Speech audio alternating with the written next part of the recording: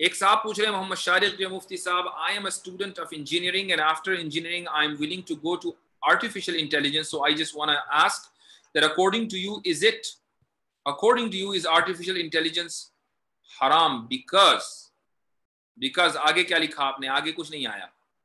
بہرحال پہلے میں بتا دوں کہ آرٹیفیشل انٹیلیجنس حرام نہیں ہے. آپ اگر آرٹیفیشل انٹیلیجنس میں اپنا کریئر بنانا چاہتے ہیں تو بہت اچھی بات ہے. ہمیں ایسے انجینئرس چاہیے جو ہر فیلڈ کے اندر جائیں, آرٹیفیشل انٹیلیجنس میں بھی جائیں, ہر فیلڈ میں جائیں اور وہاں اپنے بڑے بڑے کارنامے انجام دیں جس سے پوری انسانیت مستفید ہو, پوری انسانیت کو اس سے فائدہ ہو.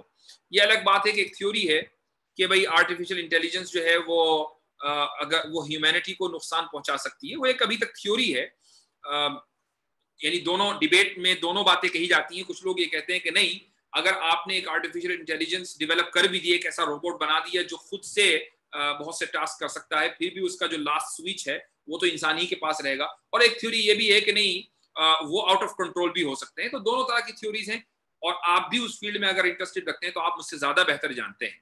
لیکن ایز آف ناؤ کوئی یہ حقیقی بات نہیں ہے کہ آرٹیفیشل انٹیلیجنس بنتے ہی انسانیت تباہ ہو جائے گی. یہ کوئی حقیقی بات نہیں ہے, اس لیے آپ اس فیلڈ میں ضرور جائیں. اور بہت سے کام آرٹیفیشل انٹیلیجنس کے ذریعے ایسے ہو رہے ہیں کہ جس سے انسانیت کو فائدہ ہوتا ہے.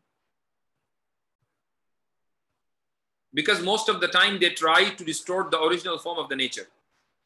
مجھے اس کی اگر تھوڑا واضح مثال دیں تو بات الگ ہے کہ original form of the nature کو ڈسٹورٹ کیسے کیا جاتا ہے, لیکن جو بظاہر ہمیں نظر آتا ہے اس میں ایسا مجھے محسوس نہیں ہوتا.